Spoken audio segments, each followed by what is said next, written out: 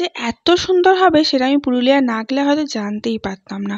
কারণ পুরুলিয়ার সাথে আমি লিটারালি নর্থ বেঙ্গলকে কম্পেয়ার করতে শুরু করে দিয়েছি। কারণ নর্থ বেঙ্গলে আমরা যেরকম দেখেছিলাম পুরুলিয়ায় এসে খানিকটা সেরকমই দেখতে পেলাম। তার এত সুন্দর অপরূপ দৃশ্য। নর্থ বেঙ্গল গিয়ে অনেক টাকা খরচা করতে না চাইলে খুব কম খরচের মধ্যে পুরুলিয়া ঘুরে আসতে পারেন। পাহাড়ের স্বাদ আর নর্থ বেঙ্গলের স্বাদ পুরুলিয়াতে গেলে আশা করি মিটে যাবে। এখন আমরা লাগেজ ঢোকাচ্ছি গাড়ির মধ্যে, কারণ আমাদের হোটেলটা এখন ছেড়ে দিতে হবে। আমাদের হোটেল একদিনের জন্যই পেয়েছিলাম, তারপরে আর আমাদের পাইনি হোটেল, কারণ অ্যাভেলেবেল ছিল না। দেখি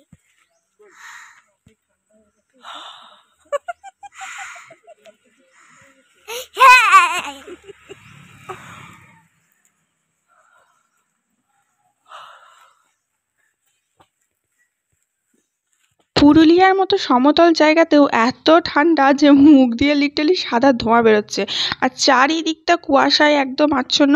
এখন ঘড়ির কাঁটারে মোটামুটি 6:30 বাজছে এবং আমরা বেরিয়ে পড়েছি পুরুলিয়ার সমস্ত যতগুলো সাইট সিন আছে আজকে কভার আপ করবো এবং তারপরে আমরা ব্যাক করবো দুর্গাপুর। কারণ ওই যে বললাম এখন হোটেলের প্রচুর ক্রাইসিস পুরুলিয়াতে। হ্যাঁ, এই সিজনটা এরকমই চলে, তারপরে অবশ্য সারা বছর ধরে মোটামুটি ফাঁকাই থাকে। এই যে কুয়াশাচ্ছন্ন যে পুরুলিয়ার পাহাড়ের যে অসাধারণ একটা রূপ, সেটা কিন্তু এই সময়টাই দেখা যায়। ওই জন্য বলে যে এই শীতকালটা নাকি পুরুলিয়া ঘোরার বেস্ট সময়।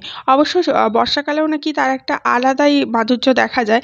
যাই হোক, কিন্তু বর্ষাকালটা পাহাড়ে একটু অ্যাভয়েড করাই ভালো, কারণ স্কিড করার চান্সটা বেশি থাকে পাহাড়ে। গতকালই আমরা পুরুলিয়া এসে পৌঁছেছি বাই কারে, এবং পুরুলিয়া এসেই আমরা সঙ্গে সঙ্গে দু একটা জায়গা ঘুরে নিয়েছি, যেমন Turga dam, Khairabera dam, Turga falls, এই কটা ঘুরে নিয়েছি। এবং হোটেলে লাঞ্চ করেছিলাম, ডিনার করেছিলাম এবং হোটেলে ছিলাম এবং রাত্রেবেলা ছৌ নাচ আনন্দ করে উপভোগ করেছিলাম। সেই ব্লগগুলো অলরেডি তোমাদের সাথে শেয়ার করেছি, দেখে না থাকলে অবশ্যই দেখে নিও। এবং এটা হচ্ছে থার্ড ব্লগ, তার মানে হচ্ছে আমরা হচ্ছে সেকেন্ড দিন পুরুলিয়ার বাকি জিনিসগুলো কভার আপ করে চলে যাব দুর্গাপুর, ব্যাক করব। তো এটা হচ্ছে আমরা পাহাড়ে উঠছি। তো প্রথম আমরা যেটা যাব সেটা হচ্ছে এখানে একটা খুব জাগ্রত শিব মন্দির আছে, সেখানে যাব এবং সেটার ইতিহাস শুনবো, সেটাকে ঘুরে দেখব এবং তারপরে সেখানেই রয়েছে লোয়ার ড্যাম এবং সেটা ঘুরে তারপরে নেক্সট পয়েন্টে যাব। এই হচ্ছে ব্যাপার। এখন সূর্যটাও ভালোভাবে ওঠেনি, কিন্তু এত ভিড় আর এই সিজনে এত মারামারি চলছে কি বলবো। তবে তোমরা যদি কেউ সেলফ ড্রাইভ করে যাও, যে যদি ভাবো যে পাহাড়ে চালাতে পারবে না, তো সেরকম কোনো ব্যাপার নেই, খুব ইজিলি কিন্তু এই পাহাড়গুলোতে উঠে পড়তে পারবে। আর যদি নিজের গাড়ি নিয়ে যাও কোনো প্রবলেম হবে না। তবে আমরা কিন্তু সঙ্গে একটা গাইড নিয়েছিলাম, যাতে আমাদের খুব কম সময়ের মধ্যে সমস্ত জায়গাগুলো কভার আপ করা যায়। তার জন্য গাইডটা মোটামুটি 550 না 600 টাকার মতো নিয়েছিল, আর খাবার দাবার আমরা তো যেমন খাচ্ছিলাম ওকে দিয়েছিলাম। তো ছেলেটা খুবই ভালো ছিল, ওখানকার লোকাল ছেলে, এবং ওখানকার সম্বন্ধেও এত গল্প শুনিয়েছে কি বলবো। সমস্ত পুরুলিয়ার ইতিহাস এবং সমস্ত জায়গার ইতিহাস, কোথায় কি হয় না হয় সমস্ত কিছু শুনিয়েছে। এই জায়গাটা দেখো, সামনেটা লিটারালি কিচ্ছু দেখা যাচ্ছে না, এটা জাস্ট ওই মন্দিরটাই আমরা যাচ্ছি। আর একদম মানে কুয়াশা আচ্ছন্ন যে সিনটা, সেরকম আর কি, মানে মনে হচ্ছে কুয়াশাগুলো নিজের গায়ের মধ্যে দিয়ে দিয়ে চলে আসছে এরকম। আর ঠান্ডাও সেরকম ছিল। প্রথমে যে শিব মন্দিরটা আমরা দেখতে যাচ্ছি, এই শিব মন্দিরটার নাম হচ্ছে লহরিয়া শিব মন্দির। এবং এই শিব মন্দিরটা যাওয়ার পথে রাস্তায় যে পাহাড়গুলো রয়েছে দেখতে দেখতে যাচ্ছিলাম, এবং ওই ইয়ের মুখেই শুনলাম এইটা কিন্তু গোটাটাই জাপানিজদের বানানো। জাপানিজরা এটা বানিয়েছিল, এখানে হাইড্রা প্রজেক্ট ছিল এবং সেই হাইড্রা প্রজেক্টের জন্যেই এই পাহাড়গুলো কেটে রাস্তা টাস্তা সমস্ত কিছু বানায়। তখন কিন্তু পর্যটন আসতো না, তারপরে আস্তে আস্তে পর্যটন কেন্দ্র তৈরি হলো, ওপরে বসতি স্থাপন হলো। তবে এই পাহাড়গুলো এত সুন্দর করে বাঁধিয়ে রেখেছে যাতে ধস পড়ার চান্স একদমই নেই পুরুলিয়াতে, যেটা তোমার নর্থ বেঙ্গলে থাকে। এটা হচ্ছে লহরিয়া শিব মন্দিরটা, আমরা চলে এসেছি। খুব সুন্দর মনোরম জায়গা, এখানে অনেকে পিকনিক করতেও আসে এবং জায়গাটা ঘুরে খুব মানে মনে শান্তি হলো। আর এই ঠাকুরটা মানে শিব বাবা হচ্ছে প্রচুর প্রচুর জাগ্রত, আর তার গল্পটা একটু পরেই তোমাদের সাথে শেয়ার করছি। আগে মন্দিরটা তোমাদের ঘুরিয়ে দেখিয়ে নিই। এটা হচ্ছে মন্দিরের মেন দুয়ারটা, এবং ঢুকে এখানে হচ্ছে শিব বাবা এই যে এরকম ভাবে করা আছে। আর এখানে কোনো কিছু মানত করলে নাকি সেটা পূর্ণ হয়।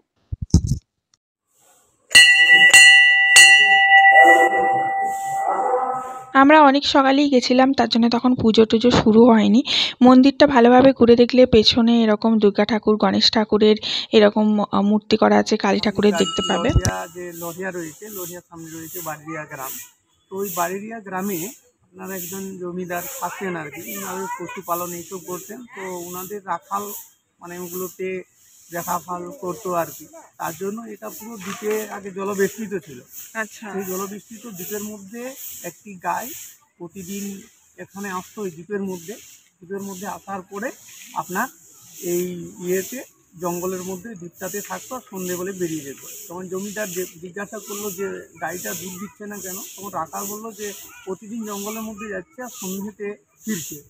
পরিষ্কার করতে করতে জঙ্গলটা পরিষ্কার যখন করলো তখন দেখছে যে একটি বাবার শিবলিঙ্গ রয়েছে। সেই সময় থেকে এখানে প্রথমে খড়ের দিয়ে বাড়িতে আগে পূজিত হতেন বাবা, তারপরে আপনার এটাতে মন্দির বানানো হলো। সেটা শুধু ওখানেই সীমিত নয়, এখানে হচ্ছেন তারপরে ওনাদের যত বিভিন্ন রকমের যেখানে ডাক্তার কবিরাজ আপনার বদ্যি যদি লাস্ট বলেই দেন তো বাবার শরণাপন্ন হলে অবশ্যই সমস্ত রোগ নিরাময় হয়ে যায়। এমনকি আমাদের যে পদ্মশ্রী গম্ভীর সিং মুড়া উনিও এখানে বাবার সেবায়তের ব্যক্তি হিসাবে এখানে ছিলেন এবং উনি সুস্থ হয়ে বাবার আদেশে ওনাকে প্রতি চৈত্র সংক্রান্তিতে এখানে ওই প্রথমে উনি ছনিত্র করবেন, তারপরে অন্যান্য ছনিত্রগুলো শুরু হবে। এমনকি আপনার এখানে আমাদের যে হাইড্রো প্রজেক্ট রয়েছে, জাপান সরকার এই যে আমাদের শিবলিঙ্গটাকে একটু সরিয়ে অন্যত্র করার চেষ্টা করেছিলেন, কিন্তু ওনাদের যে মাইক্রোস্কোপ কিন্তু বাবার ইয়েই পাওয়া যাচ্ছে না। এছাড়াও কথিত আছে বা আমি হয়তো শুনেছি, ব্যাপারটা হচ্ছে যে যদি আপনার চৈত্র সংক্রান্তিতে আপনার এই ইয়ে করা হয়, মানে যখন বাবাকে ভক্তরা স্নান করায় তারপরে এই ইয়েকে ওখানে রেখে আসে নন্দীকে, তারপরে নন্দী কীভাবে এখানে পৌঁছায় জানা যায়। বোঝা যায়। তারপরে ওনার লাস্ট 2001 সালে মতো এমনিতে বেরিয়েছিল, সেটা চৈত্র সংক্রান্তি ছিল। না না, আপনার মনসামঙ্গল পাঠের সময় বেরোতো। এইখানে মনসামঙ্গল পাঠ হতো তখন চৌদ্দ সংক্রান্তিতে নাগ দেবতা বেরোতেন এই কুমোটা থেকে। সংক্রান্তি তখন কিন্তু ভাদ্র মাসে, আচ্ছা, ভাদ্র মাসে। আর লাস্ট যখন উনি বেরিয়েছিলেন চৈত্র সংক্রান্তি। আচ্ছা, লাস্ট এটা কিন্তু অনেকেই মানে চক্রার্থ রয়েছে। মনসামঙ্গল পাঠের সময় তো এই গ্রামেরই আশেপাশে হয়, কিন্তু চৈত্র সংক্রান্তিতে এখানে মেলা লাগে। আচ্ছা। যার মুখ থেকে এতক্ষণ সমস্ত গল্পগুলো শুনলেন সেই হচ্ছে আমাদের গাইড। তো তিনি আমাদের সমস্ত জায়গাগুলো ঘুরিয়ে দেখেছেন। খুব কম সময়ের মধ্যে আমরা গোটা জায়গাটা ঘুরে দেখতে পেয়েছিলাম। যেহেতু আমরা সেলফ ড্রাইভ করে গেছিলাম তার জন্য গাইড নেওয়াটাই বেস্ট মনে করেছিলাম, কারণ রাস্তাঘাট অনেক কিছু পাহাড়ে বোঝা যাবে না কোথায় কী রুলস আছে। আর এটা হচ্ছে লোয়ার ড্যামটা, এটা খুব কুয়াশা রয়েছে বলে বোঝা যাচ্ছে না। প্রচণ্ড কুয়াশা, মুখ দিয়ে লিটারালি ধোঁয়া বেরোচ্ছে, ওই জন্য কিছু দেখা যাচ্ছে না। লিটারালি পেছনে কিন্তু পাহাড় রয়েছে, আমরা হালকা হালকা দেখতে পাচ্ছি, ক্যামেরায় ধরছে না। এটাকে লোয়ার ড্যাম বলছে। এই জায়গাটা স্নান করার জায়গা করা রয়েছে, এই যে দেখতে পাচ্ছ। আমি খুব একটা দেখাইনি কারণ এখানে অনেক মহিলারা স্নান করছে, মহিলা স্নান করার জায়গা রয়েছে। এখানে স্নান করে এই মন্দিরে, লহরিয়া শিব মন্দিরে গিয়ে সবাই পুজো দেয় বাবার। আর এখানে বাবা খুব নাকি জাগ্রত, এখানে যদি তুমি মনস্কামনা করো নাকি পূর্ণ হবে। আর এখানে এই যে নারকেল বেঁধে বেঁধে সবাই এখানে মানসিক করছে। আর আমরা মন্দির থেকে বেরিয়ে এখানে পেয়ে গেলাম অনেক দোকান, সেখানে আমার মেয়ে নিয়ে নিল এখানে ছোট্ট এলিফ্যান্ট, ও তো ওটা ছাড়া চলবে না। অনেক রকমের জিনিস পাওয়া যাচ্ছে এখানে, সব থেকে সস্তায় পাওয়া যাচ্ছে পাথরের জিনিস। ঠাকুরের জন্য পাথরের এই জিনিসপত্র কিন্তু এখানে প্রচুর সস্তায় পাওয়া যাচ্ছে, যেহেতু এখানে পাথর বেষ্টিত জায়গা অবভিয়াসলি তার জন্য। আর কাঠের জিনিস মানে হাতের কাজের জিনিস পুরুলিয়াতে খুব ভালো পাওয়া যাচ্ছে। যেমন একটা জিনিস আমরা মুখোশ তো দেখেইছি, মুখোশ পাওয়া যায়, বাকি কাঠের হাতের কাজ দিয়ে তৈরি করা জিনিস খুব সুন্দর সুন্দর রয়েছে। যেমন এই যে এরকম চাবির রিং টিং ঝোলাবার জন্য এরকম জিনিসগুলো খুব সুন্দর, এগুলো পাওয়া যাচ্ছে। এগুলো সবই হাতের কাজের, এখানে লোকাল যারা তারা নিজেরা হাতে তৈরি করে এগুলো বিক্রি করছে। তো এখানে আমরা কিছু জিনিসপত্র কিনলাম সুন্দর সুন্দর দেখতে। মানে ওই যা হয় কেউ বাজারে মানে ঘুরতে গিয়ে আমরা বাঙালিরা তো জাস্ট লিটারালি পাগলা হয়ে যাই জিনিসপত্র কিনবার জন্য, তো তার থেকে ব্যতিক্রম আমিও নই। তো সেই সব কিনে টিনে একটুখানি চায়ের কাপে চুমুক দিলাম। চাটা একদম বাজে ছিল, ভালো ছিল না, একদম যাচ্ছেতাই ছিল। মানে আমি যেহেতু সকালবেলা উঠে একটু আদা দিয়ে র চা খাই, তাই ভাবলাম একটু আদা দিয়ে র চা খাই, এখানে পাওয়া যাচ্ছে যেহেতু। খেতে গিয়ে দেখলাম সে চায়ে মিষ্টি নেই, স্বাদ নেই, কিচ্ছু নেই, একদম যাচ্ছেতাই খেতে। এরপরে আমরা আস্তে আস্তে পাহাড়ের ওপরের দিকে উঠবো এবং প্রত্যেকটা জায়গা ঘুরে দেখব। আর এইখানটা নাকি অযোধ্যা পাহাড়, এই পাহাড়টা হচ্ছে অযোধ্যা পাহাড়। তো এই অযোধ্যা পাহাড়টার কি নাম এই জন্যই হয়েছে কারণ রামচন্দ্র এখানে এসেছিলেন বলে, এবং এখানের প্রত্যেকটা জিনিসের সাথে রামচন্দ্র আর সীতা মায়ের ছোঁয়া মানে স্পর্শ অনুভব করতে পারবে প্রত্যেকটা জায়গাতে। কারণ যেখানেই যাচ্ছি প্রত্যেকটাতেই। আর এই যে পাথরের জিনিসগুলো বললাম আমার শ্বশুর শাশুড়ি কিনলো পুজো দেওয়ার জন্য, খুব সুন্দর। আর এই যে হাতের কাজের এরকম ঝুমুর টুমুর অনেক কিছু বিক্রি হচ্ছে। ওই দেখো পাহাড়টা, ওই ওপরটাতে আমরা উঠবো, ঠিক আছে? ওই দেখো, দেখতে পাচ্ছ ছোট্ট পাড়া টিলার মতো, ওই ওপরে আমরা উঠবো এখান থেকে। ভাল লাগছে, ঠিক কালিম্পং এর মতো। আমাদের ঘরের কাছে এত সুন্দর পাহাড় আগে জানতামই না। পুরুলিয়া ঘুরতে যাওয়ার সব কিছুই ভালো, শুধু হোটেল ভাড়াটা একটু বেশি। কারণ এই সিজনে হোটেল ভাড়া এত রেট নিচ্ছে যে বলবার কথা নয়। মানে ঘরের কাছে, ঘরের দূরে পুরুলিয়া, সেখানে হোটেল ভাড়া পড়ে যাচ্ছে 1800, 1900, 2000, তারও বেশি বই কম নয়। যদি একটু ভালো ইকো রিসর্টে তুমি থাকতে যাও 4000, 5000, 6000 টাকা পার নাইট করে ভাড়া। কিন্তু সেখানেও কিন্তু রুমস অ্যাভেলেবেল নেই এখন, এরকমই একটা অবস্থা রয়েছে। আর এই যে অযোধ্যা পাহাড় রয়েছে, পাহাড়ের ওপরেও কিন্তু অনেক রিসর্ট, অনেক হোমস্টে রয়েছে, চাইলে থাকতে পারো। আর দেখতে পাচ্ছ প্রচুর ভিড়, প্রচুর লোকজন এসছে। তবে এর ওপরে যাওয়ার পর ভিউটা যা দেখলাম, কি অসাধারণ দেখতে, কি বলবো। আমার লিটারালি মনে হচ্ছিল যে আমি তো পুরো কালিম্পংই দেখছি, কালিম্পংয়ে যেরকম দেখছিলাম ভিউ পয়েন্টগুলো গিয়ে ওরকমই দেখছি। এটা একটা ভিউ পয়েন্ট বলছে, এই ভিউ পয়েন্ট থেকে এরকম সমস্ত ভিউটা দেখা যাচ্ছে। তো এখানে গিয়ে মানে একটু ঢালুর মতো রয়েছে আর কি, এখানে বসেও আমরা অনেক ফটো ক্লিক করেছি এবং অনেক সুন্দর সুন্দর জায়গা মানে চারিদিকটা ঘুরে দেখলাম। আর সমস্ত ফটোগুলো চেক আউট করতে গেলে আমার ইনস্টাগ্রাম লিঙ্কটা চেক করতে পারো। ইনস্টাগ্রাম লিঙ্ক অলরেডি দেওয়া আছে আমার কমিউনিটিতে। তো ইনস্টাগ্রামে সমস্ত ফটো দেওয়া আছে, চাইলে তোমরা সেখানে চেক আউট করতে পারো। তো দেখো এখানে চারিদিকে পাহাড়, মাঝখানে ওই যে ড্যামটা যেটা দেখলাম লোয়ার ড্যাম, সেইটাই আমরা উপর থেকে দেখছি। মানে ড্রোন ভিউ যেটা বলে সেরকম বলতে পারো, খানিকটা লাগছে। আর যেহেতু কুয়াশা ছিল সেহেতু অসাধারণ অসাধারণ দেখতে লাগছিল। এবং আস্তে আস্তে এর ওপরে আমরা আরও উপর দিকে উঠে যাব। পুরুলিয়ায় একটা জিনিস খুব ফেমাস দেখলাম, এখানে অনেক মুড়ি পাওয়া যাচ্ছে আর কি। মানে ব্রেকফাস্টে মুড়ি কোথাও আমি দেখিনি গো। এত জায়গা ঘুরতে গেছি, সব জায়গায় দেখেছি লুচি তরকারি, পাউরুটি, ব্রেড, হ্যানা ত্যানা, ধোসা, ইডলি, এই সমস্ত কিছু থাকে। এখানে দেখলাম মুড়ি রয়েছে, মুড়ি তরকারি, মুড়ি চপ খাচ্ছে অনেকে। যাই হোক, এখানে পাহাড়গুলো দেখো এরকম সুন্দর করে বাঁধানো আছে। যেমন বললাম জার্মানিজরা এখানে করেছে হাইড্রো প্রজেক্টের জন্য। তার যাতে ধস না নামে তার জন্য এরা প্রত্যেকটা পাহাড়কে সুন্দর করে এরকম বাঁধিয়ে দিয়েছে, যাতে কোনোভাবেই মানে কোনো রকম অ্যাক্সিডেন্ট হওয়ার চান্স নেই। ওই জন্যে পুরুলিয়াতে যদি তুমি বর্ষাকালে আসো, তার জন্যে বর্ষাকালে নাকি আর একটা সুন্দর রূপ দেখতে পাওয়া যায় সবাই বলে। তো এইটাই হচ্ছে অরিজিনাল সিজন, শীতকালটা।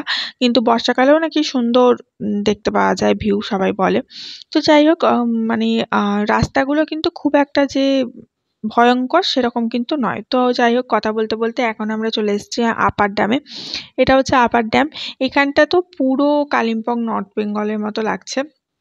কালিম্পং লাভাতে পুরো এরকম সিন ছিল চারিদিকে। মানে কালিম্পং যেতে যেতে তিস্তা নদীতে যেরকম দেখছিলাম সেরকমই পুরো এখানটা লাগছে, যেমন মনে হচ্ছে তিস্তা নদী বয়ে বেড়াচ্ছে পাহাড়ের কোল দিয়ে, এরকমই সিনটা লাগছে। আর সূর্য ওঠো ওঠো হচ্ছে, এত সুন্দর মনোরম দৃশ্য ছিল কি বলবো, দারুণ সুন্দর লাগছিল দেখতে। দেখো চারিদিকটা শুধু পাহাড়, দেখতে পাচ্ছ শুধু পাহাড়, আর মাঝখান দিয়ে জল। মানে আমার মুখটা দেখে বুঝতে পারছো আমার গদা গদা ভাব, আমার এত ভালো লাগছে কি বলবো। মানে সমুদ্র দেখে দেখে আমি পচে গেছি, আমার বর শ্বশুরবাড়ির সবাই এত সমুদ্র নিয়ে গেছে, সমুদ্র দেখে দেখে পচে গেছি। এখন ওই রাস্তাটা দিয়ে আমরা যাব, ঠিক আছে? মানে পাহাড়টা এরকম করে গিয়ে ওই রাস্তাটা দিয়ে যাচ্ছে। তো এইখানটা এন্ট্রিটা কিন্তু ক্লোজ থাকে, এখানটা থেকে কাউকে এন্ট্রি করতে দেয় না, কারণ বুঝতেই পারছো একদম সাইডে খাদ পড়ে যাওয়ার চান্স থাকে। কিন্তু আমরা ফাঁকা পেয়েছিলাম। মাই গড, পুরুলিয়া যে এত সুন্দর জানতাম না। এত খরচা করে কালিম্পং যাওয়ার কোনো প্রয়োজন ছিল না। তুমি কম পয়সায় কালিম্পং লাভা ঘুরতে গেলে পুরুলিয়া চলে আসো।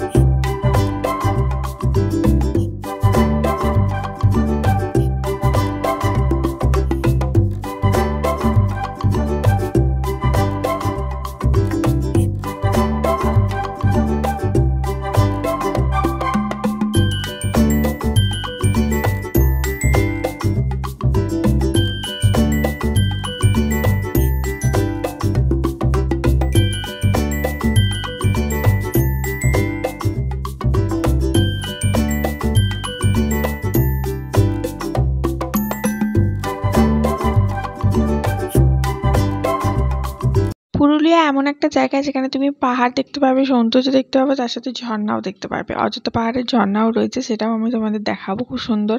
আর এই যে সাইড দিয়ে দিয়ে এরকম দেখো জল চলে যাচ্ছে, এটা পাহাড়ি জল বলছে, মানে ওই ঝর্ণার মতনই জল বলছে, ট্রেন কিন্তু নয়, রাস্তার পাশ দিয়ে দিয়ে বয়ে যাচ্ছে, টিপ টিপ টিপ টিপ টিপ টিপ করে পড়ছে পাহাড় দিয়ে এবং বয়ে যাচ্ছে। এবং এরপরে আমরা দেখো একটা জিনিস দেখলাম, থেকে যে ইয়েটা দেখলেন হাইড্রো প্রজেক্টের যে কেনেলটা, সেটা ভেতরে ভেতরে আন্ডারগ্রাউন্ড হয়ে এখানে আসছে, অনেক দূর চলে যাচ্ছে। হ্যাঁ হ্যাঁ হ্যাঁ এটা গেট আছে, হ্যাঁ তুলেছে। এটা হচ্ছে কেনেল।